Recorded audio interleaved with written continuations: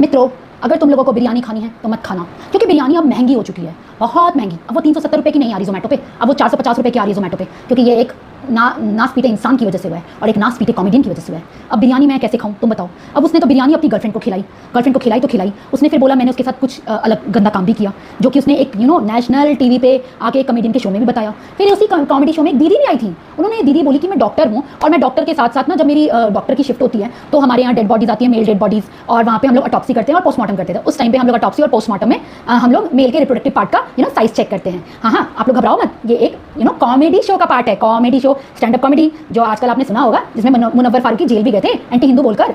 वैसे ही एक कॉमेडियन है हमारे प्रणीत मोरे, उन्होंने एक शो किया था, कॉमेडी शो, गुड़गांव में, यानी कि गुरुग्राम में वो शो हुआ। उसमें प्रणीत मोरे ने कहा अपनी ऑडियंस से जो सबसे फनी स्टोरी सुनाएगा उसको वो पैसे देंगे। तो बस क्या था, ये भैया ने अपनी ये 370 रुपये की बिरयानी की स्टोरी सुनाई, वो दीदी ने अपनी अटॉप्सी की स्टोरी सुनाई। फिर क्या, लोगों ने हंसी मजाक किया और उसके बाद शो खत्म। तो भैया इवेंचुअली कौन जीता? वो भैया जीते। लेकिन फिर क्या था, फिर इंटरनेट पे बवाल मचने के बाद उस भैया को जॉब से निकाल दिया गया और अब प्रणीत मोरे उस भैया और उस दीदी के खिलाफ महाराष्ट्र पुलिस में और गुरुग्राम पुलिस में भी आईटी एक्ट और बीएनएस सेक्शन लगा दिया गया है। तो दोस्तों और मित्रों और मेरी सखी बहनों, आप सबसे ये उम्मीद करती हूँ कि नेक्स्ट टाइम आप जब भी कॉमेडी शो में जाएं तो सोच समझ कर बोले, क्योंकि वैसे तो उन्होंने अपना अपॉलॉजी मैसेज इंटरनेट पे डाला है, बट वो अपॉलॉजी नहीं, एक बचने का तरीका है।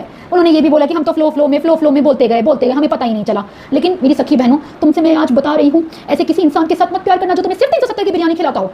ऐसे इंसान से प्यार करो जो एटलीस्ट तुम्हें ताज होटल में खिलाने का रखता हो। लेकिन हाँ, कंसेंट इज कंसेंट, कंसेंट के अलावा कुछ भी नहीं। No means no. मेरा ये मैसेज क्लियर है लोगों को कि जो भी लड़कियां मेरा ये वीडियो देख रही हैं, प्लीज आप लोग ये चीज ध्यान रखिए कि आपको अगर नो मीन्स नो का मतलब नो ही होता है। Consent is very matter, no matter what. आप किसी की बेटी हो और आप किसी घर की आपका एक लाइफ है, और किसी भी इंसान को ये हक नहीं होता कि वो किसी कॉमेडी शो में तो क्या किसी शो में भी आपके बारे में ये ना बोल सके कि मैंने 370 की बिरयानी उसे खिलाकर मैंने उसके स्कर्ट के अंदर हाथ डाला और मैंने उसके टी शर्ट के अंदर हाथ डाला, लेकिन वो मान नहीं रही थी। दिस इज नॉट द एक कॉमेडी शो का पार्ट नहीं होना चाहिए। This is utter nonsense. ठीक है, जो भी हुआ, लेकिन इसके खिलाफ अब सबको यार, कोई भी कॉमेडी शो में जाता है तो कॉमेडियंस को भी एक पार्ट रखना चाहिए। कॉमेडी को कॉमेडी की तरह करो यार। इसका ये मतलब नहीं है कि तुम किसी की पर्सनल लाइफ को इतना एंटरटेन करो। This is not your entertainment purpose Praneet More, this is not done.